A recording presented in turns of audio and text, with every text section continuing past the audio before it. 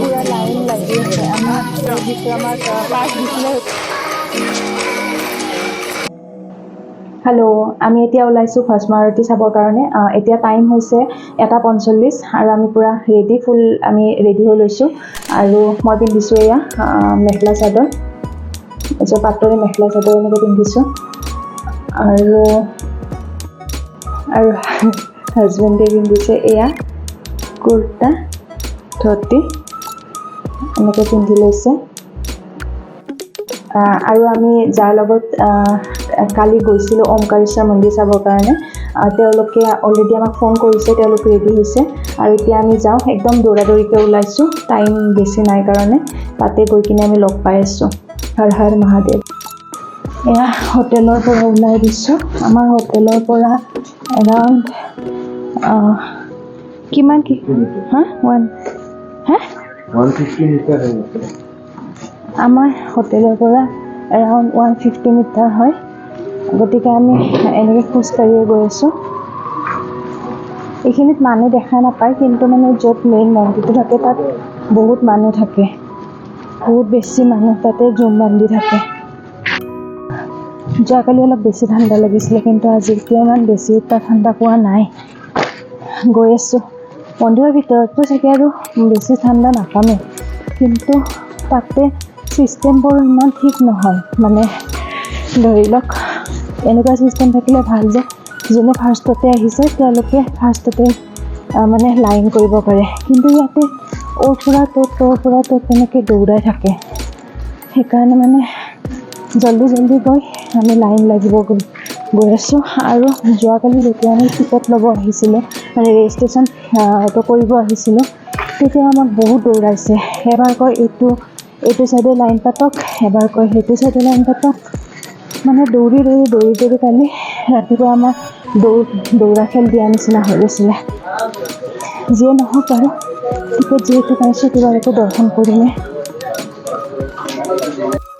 ইয়াতে পুৰা লাইন লাগি আছে। আমি যেতিয়া আহিছোঁ অলৰেডি লাইন লাগি আছে। ইয়াতে যোনে পাছ লৈছে চবৰে পাছবোৰ চেকিং হৈ আছে। আপোনালোকে আহিলেও ইয়াতে লাইন লাগি এনেকৈ পাছবোৰ চেক কৰিব।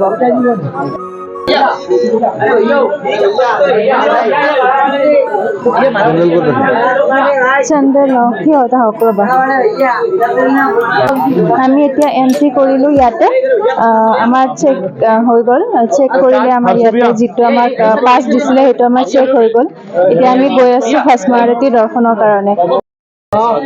এইটো গোটেই ভস্ম আৰতি দৰ্শনৰ কাৰণে লাইন হয়। একেবাৰে তাত হ'ব।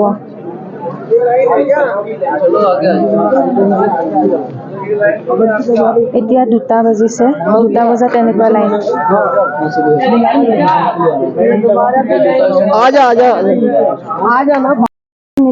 আমি গৈ আছোঁ দৰ্শন কৰিবৰ কাৰণে।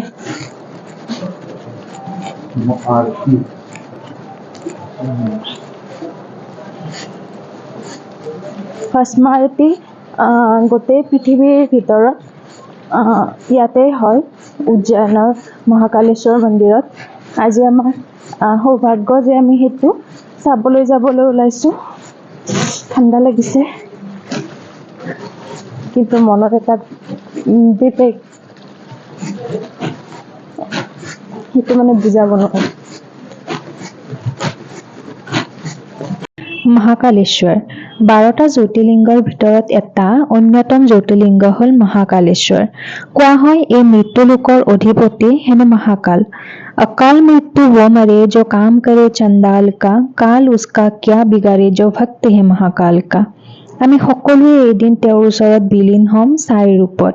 ছাই মানে হৈছে ভস্ম, তাৰে প্ৰতীক হ'ল ভস্ম আৰতি। ভস্ম আৰতি এইটো এটা সাংঘাতিক জাগ্ৰত আৰতি, যিটো কেৱল মাত্ৰ উজ্জয়নৰ এই মহাকালেশ্বৰ মন্দিৰত হয়। পৃথিৱীৰ ভিতৰত অন্যতম এই আৰতিটো চাবৰ কাৰণে বহুতো মানুহ, হাজাৰ বিজাৰ মানুহ ইয়ালৈ আহে। মহাকাল বাবাক ভস্ম আৰতি দিয়াটো মই চাব নাপালো, কাৰণ উৰণিৰে আঁৰ কাপোৰ ল'ব দিয়া হয় তাতে সকলো মহিলাক। আপোনালোকে অকণমান ইয়াৰে এটা অংশ চাওকচোন।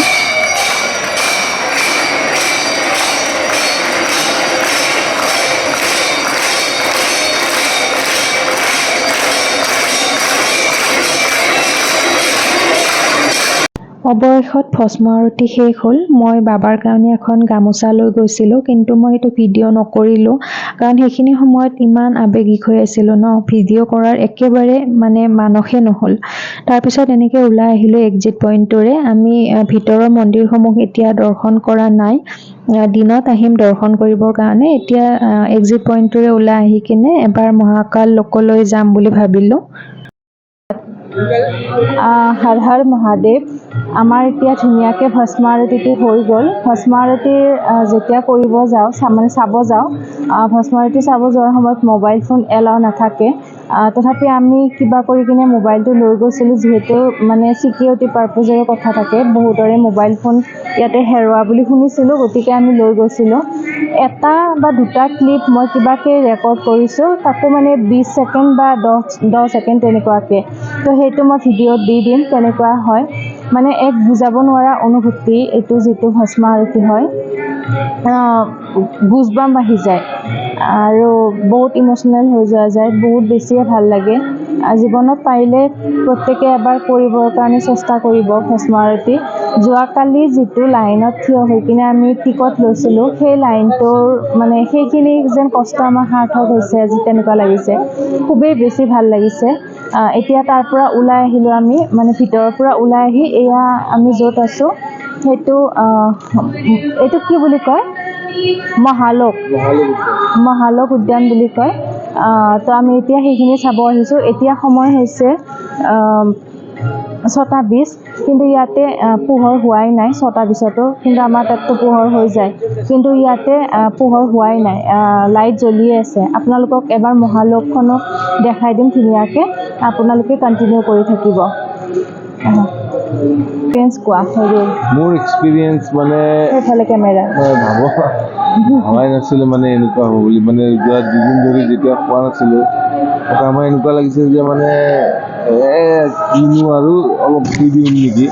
কিন্তু যেতিয়া আমি বহিছোঁ তাতে, বহাৰ পিছত যেতিয়া ষ্টাৰ্ট হৈছে, তেতিয়া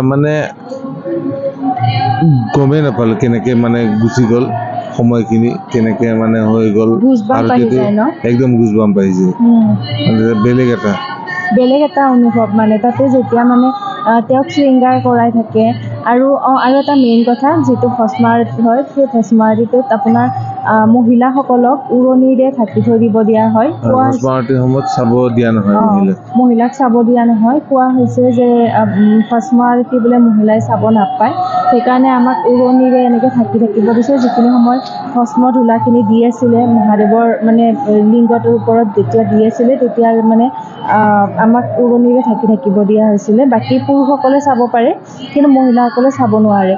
এইটো এটা মেইন ইম্পৰ্টেণ্ট কথা। আৰু ইয়াতে কোনো ধৰণৰ ড্ৰেছ কোড নাই বুলি শুনিছোঁ, কিন্তু প্ৰত্যেকেই আমি যিমান দেখিছোঁ, ল'ৰাবিলাকে ধুতি পিন্ধিছে, আৰু লগতে ছোৱালী বা মহিলাবিলাকে শাৰী পৰিধান কৰিছে। মইতো মেখেলা চাদৰে পিন্ধিছোঁ, বাকী যিবিলাক আছে ধৰি লওক বেলেগ ষ্টেটৰ, সেইবিলাক তেওঁলোকে শাৰীয়ে পিন্ধিছে। গতিকে এটা বহুত ভাল লগা পৰিৱেশ হয় ইয়াতে।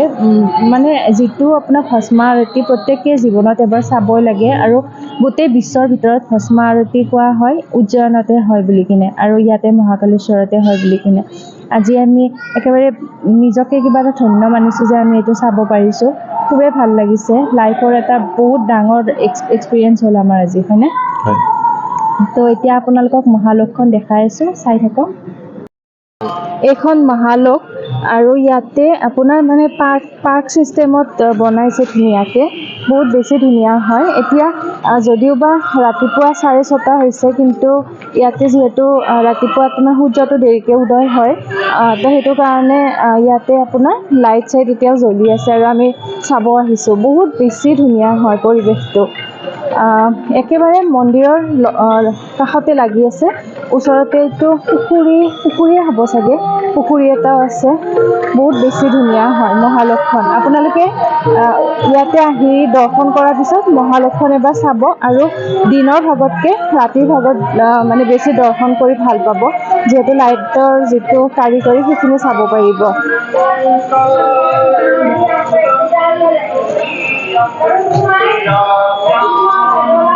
মহালক্ষণ বনাবৰ কাৰণে হেনো বেছি বছৰ হোৱা নাছিলে, আমি যিমান দূৰ গম পালোঁ। গোটেই মহালক্ষণ ঘূৰিবৰ কাৰণে কমেও 2 ঘণ্টা এটা হাতত লাগিব, কিন্তু আমাৰ ইমান মানে শক্তি নাছিলে যে কি আমি এনেকৈ 2 ঘণ্টা খোজকাঢ়ি মহালক্ষণ চাম, কাৰণ অলৰেডি আমাৰ টোপনি ক্ষতি হৈ আছিলে। এতিয়া অকণমান ৰুমত যাই কিনে 2 ঘণ্টা 3 ঘণ্টা যি পাৰোঁ শুই ল'ম। আকৌ হিমাচলৰ যে ফেমিলিটো তেওঁলোকে আমাক লগ ধৰিছে দিনত, গোটেই উজ্জয়নখন হেনো আমাৰ লগত ঘূৰিব। যিহেতু উজ্জয়নক চিটি অফ টেম্পল বুলি কোৱা হয়, তাতে আমি ঘূৰিম, দিনটো আমি মন্দিৰসমূহ দৰ্শন কৰিম, আপোনালোককো দেখাই থাকিম। যদি মোৰ এয়া মানে ট্ৰেভেল ভ্লগটো, ট্ৰেভেল ছিৰিজটো চাই আপোনালোকে ভাল পাইছে, তেতিয়াহ'লে লাইক, কমেণ্ট আৰু শ্বেয়াৰ কৰিবলৈ নাপাহৰিব। যদি মোৰ ভিডিঅ'টি আপোনালোকে পোনপ্ৰথমবাৰৰ বাবে চাই আছে, ছাবস্ক্ৰাইব কৰিবলৈ নাপাহৰিব। বাই।